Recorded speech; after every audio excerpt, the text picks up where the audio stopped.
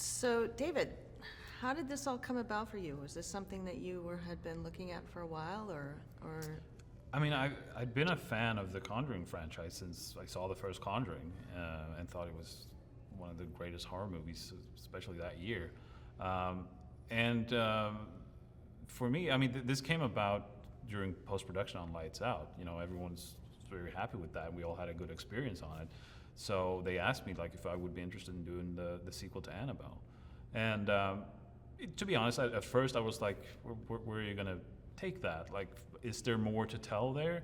But then I read the script and realized that, yes, there was, because they had this whole origin story that was sort of its separate thing with new characters, a new story, something that I could make my own and something that could stand on its own as well, because like you don't necessarily need to have seen the first Annabelle, even to enjoy this one. Mm-hmm. Yeah, no, it was really good.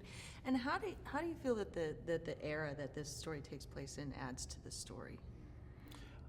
There's something about period movies or making things in the past that just lends itself really well to horror. I'm not entirely sure why. I mean, part of it is that they don't have cell phones, so they can't, call for help and do all that.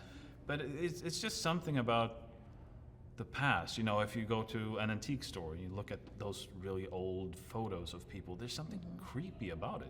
There's something inherently creepy about the past for some reason.